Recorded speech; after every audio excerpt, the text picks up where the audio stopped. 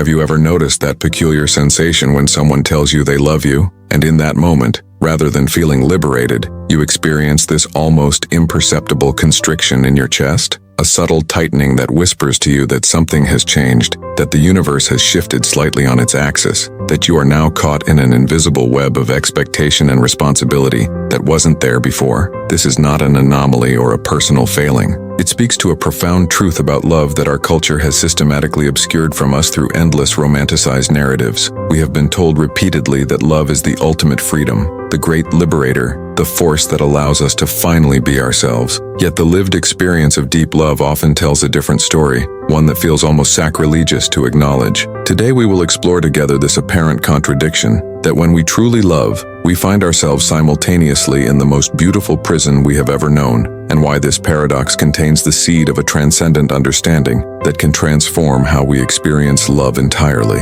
Consider the humble spider that spins its web between two branches. The web is simultaneously the spider's greatest creation and its binding constraint. Without the web, the spider cannot catch its food, cannot fulfill its nature, cannot truly be what it is meant to be. Yet once the web is spun, the spider is also bound to it, tethered to its creation, limited by the very thing that enables its existence. This is remarkably similar to what happens when we love deeply. The connections we form become both our sustenance and our limitation. The relationship becomes the structure through which we experience life, the lens through which we perceive reality. And like the spider's silk, these bonds are incredibly strong despite their apparent delicacy. The difficulty we face in acknowledging this truth about love stems from our culture's pathological obsession with freedom as an absolute good. We have been conditioned to believe that any constraint is inherently negative, that limitation is always something to be overcome rather than potentially something to be embraced. This creates a profound tension when we find ourselves in love. We experience the unmistakable reality that we are no longer entirely free in the way we once were. Decisions that were once purely personal now involve consideration of another.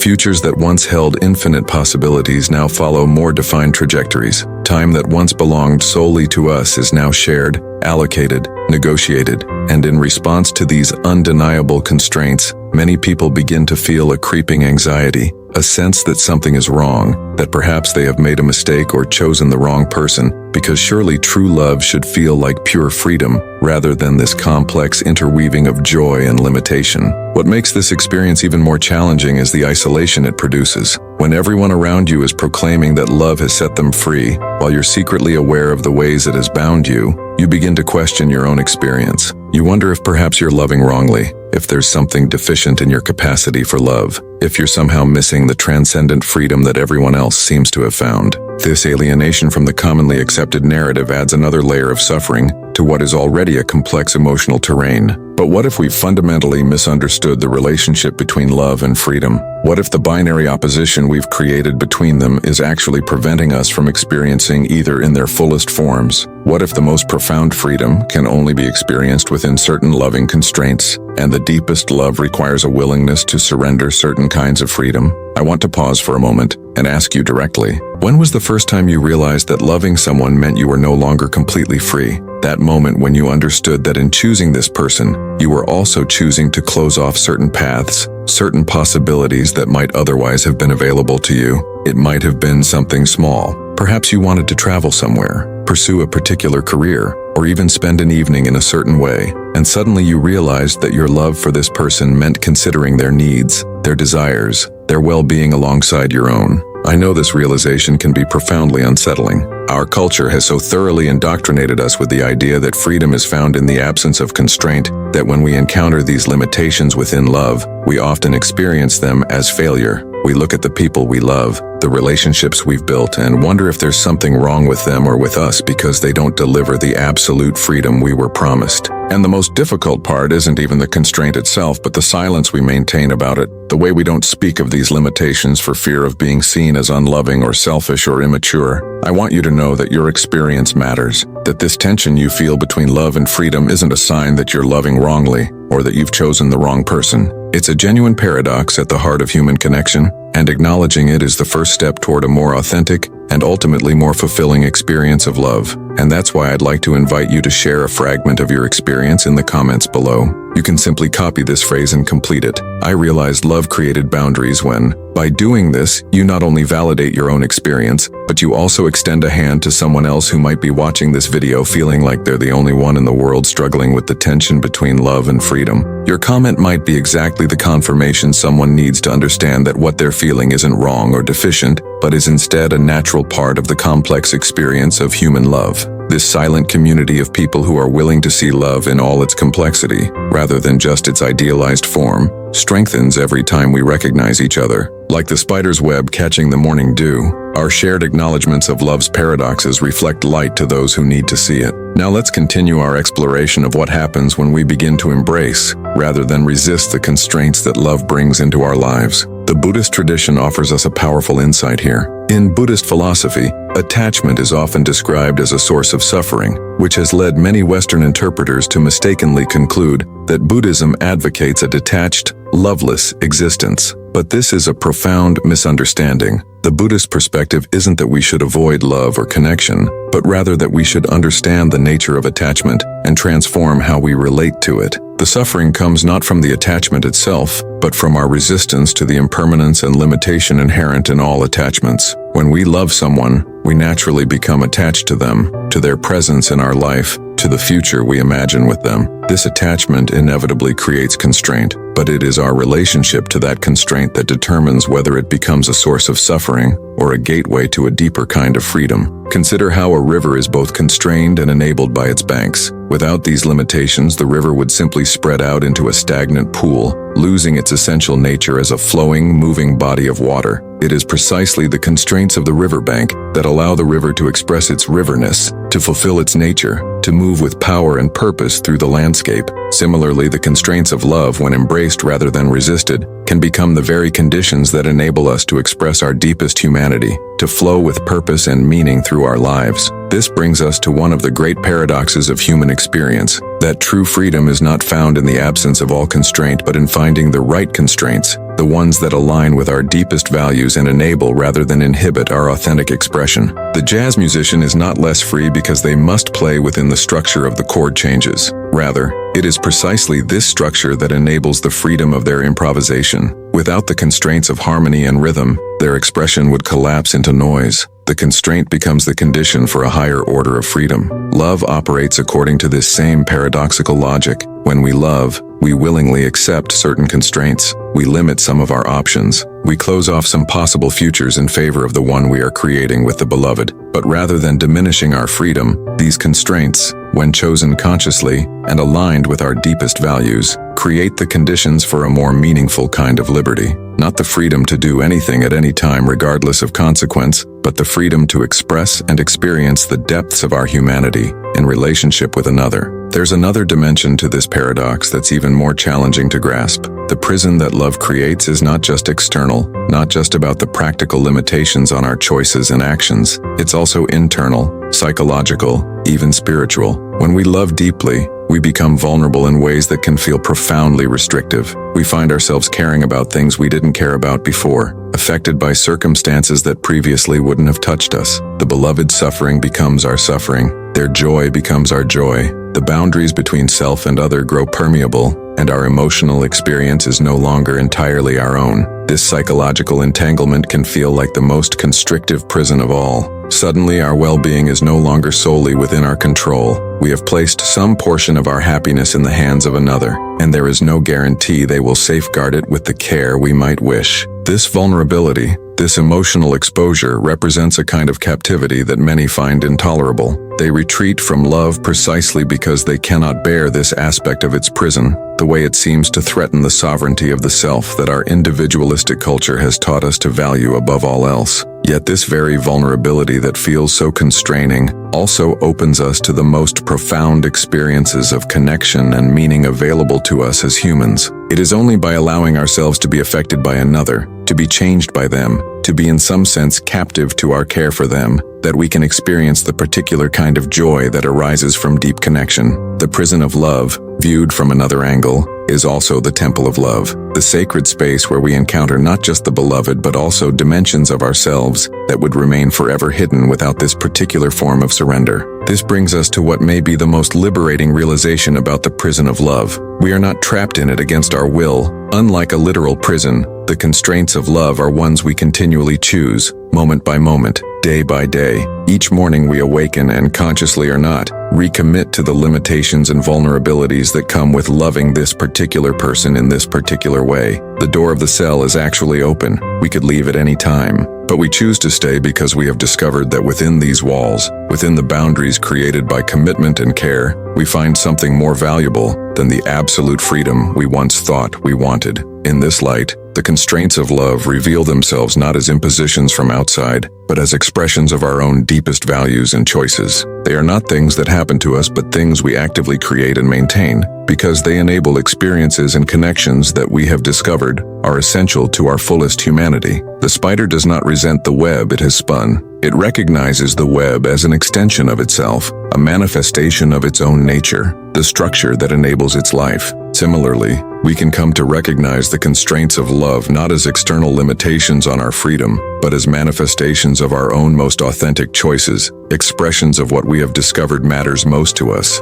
This perspective transforms how we experience the inevitable moments when love feels most like a prison, those times when we acutely feel the weight of responsibility, the limitations on our options, the vulnerability of caring so deeply about another fallible human being. Rather than interpreting these experiences as signs that something is wrong with love or with our particular relationship, we can recognize them as natural consequences of what we have chosen to value. The discomfort becomes not a warning to escape, but an invitation to recommit, to remember why we continue to choose these particular constraints over the apparent freedom of detachment. And here, we encounter another seeming contradiction. This conscious, continual choosing of love's constraints is itself a profound expression of freedom. It is the freedom to determine what we value, what kind of life we want to create, what forms of experience we prioritize. By willingly accepting the limitations that come with loving deeply, we are exercising our freedom at a more fundamental level than we do when we simply follow every transient desire or keep all our options perpetually open. This is where many spiritual traditions converge, in the recognition that true freedom is not about the absence of constraint, but about alignment with our deepest nature and values. Whether we look at Buddhist teachings about right relationship to attachment, Christian conceptions of love as a form of service,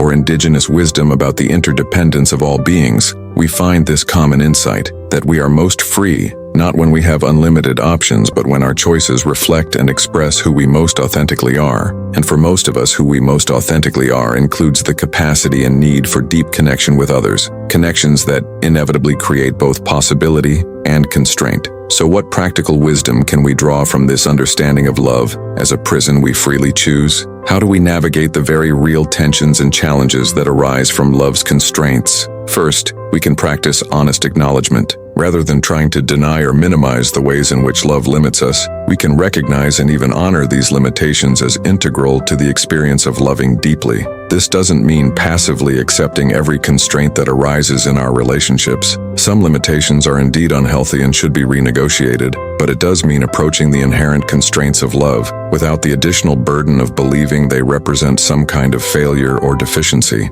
Second, we can cultivate gratitude for what love's constraints make possible. The limitations that come with commitment also create stability, trust, and depth that would be impossible in their absence. The vulnerability that exposes us to pain also allows for experiences of connection and joy that would otherwise remain inaccessible. By consciously appreciating these gifts, we transform our relationship to the constraints that enable them. Third, we can practice conscious recommitment. Rather than allowing our choices to become unconscious habits, we can regularly remind ourselves that we are actively choosing this particular form of love with its particular limitations because of what we have discovered matters most to us. This conscious recommitment transforms the experience of constraint from something that happens to us to something we are actively creating because we value what it makes possible. Fourth, we can embrace the paradox rather than trying to resolve it. Love is both prison and freedom, constraint and liberation, surrender and empowerment. By holding these apparent opposites together, rather than trying to collapse them into a simpler but less true understanding, we open ourselves to the full complexity and richness of human connection.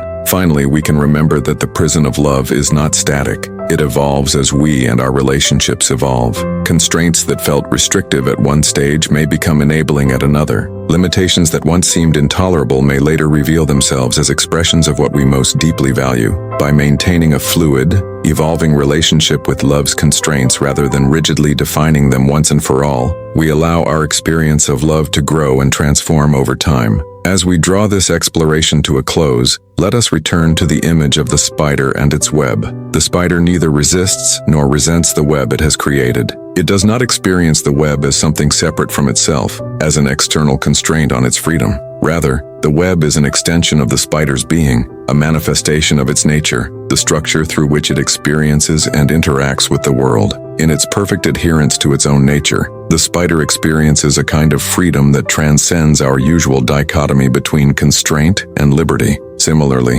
when we fully embrace love with all its inherent limitations, when we recognize these constraints not as impositions from outside but as expressions of our own deepest values and choices, we experience a form of freedom that transcends the simplistic notion of freedom as the absence of constraint. We discover that the prison of love, freely chosen and consciously embraced, is not a prison at all but a temple, a sacred space where we encounter not just the beloved, but also dimensions of ourselves that would remain forever hidden without this particular form of surrender. In this light, the apparent contradiction in our title reveals itself as a paradoxical truth. Love is not freedom in the conventional sense of absolute autonomy and unlimited options. It is indeed a kind of prison, a structure of commitment and care that inevitably constrains us in certain ways. But it is a prison we freely choose and continue to choose, moment by moment, day by day, because we have discovered that within its walls we find a deeper kind of liberty, the freedom to express and experience the fullness of our humanity in connection with another. Trust the process. Trust that the constraints you have chosen in love are not barriers to your freedom, but expressions of it. Trust that the vulnerability that sometimes feels so restrictive is also the gateway to your most profound experiences of connection and meaning. Trust that as you continue to choose love, with all its limitations and challenges, you are not diminishing your freedom, but exercising it at its most fundamental level, determining what kind of life you want to create and what forms of experience you most deeply value. What emerges from this conscious embracing of love's constraints is much more beautiful, much more meaningful, much more alive than the illusory freedom of perpetual detachment and unlimited options. It is a life in which freedom and constraint are no longer experienced as opposites but as complementary dimensions of a fully human existence, each enabling and enriching the other in an endless dance of limitation and possibility. If these reflections on love's paradoxical nature have touched something within you, know that you are not alone in experiencing both the prison and the liberation that deep connection brings. This journey of understanding love in all its complexity can seem isolating when the cultural narratives around us continue to present simplified, idealized versions that don't match our lived experience. It's precisely for this reason that we've created this safe space, this refuge for those who sense that there is something deeper and truer to be understood about human connection. By subscribing to the channel, you become part of a silent community of people who, like you, are willing to look beyond the conventional wisdom about love and freedom to discover a more nuanced, more authentic understanding. Each new video we share is like a key to a different door in the mansion of human experience, offering new perspectives on how to navigate the beautiful complexities of consciousness and connection without losing your way in oversimplification or idealization. We're not here to offer easy answers or empty promises of perfect, effortless relationships. We're here to walk together, to explore the paradoxes and mysteries of human connection with honesty and depth, to validate your experience when the conventional wisdom fails to capture its complexity. If you find yourself caught in the tension between love and freedom, if you sense that there's a deeper truth to be found in embracing rather than resolving this paradox, this channel is your sanctuary. Subscribe and allow yourself to be nourished by reflections that recognize both the challenges and the gifts of being fully human in relation to others. Together, we form an invisible community of seekers, each walking our own path, but connected by our shared willingness to embrace complexity rather than retreat into comfortable simplifications. A simple click on the subscription button is a silent acknowledgement that says, I too am seeking a deeper understanding. I too am willing to look beyond the surface. And that, in a world that so often reduces the profound mysteries of human experience to simplistic formulas and idealized images, is a rare and precious commitment.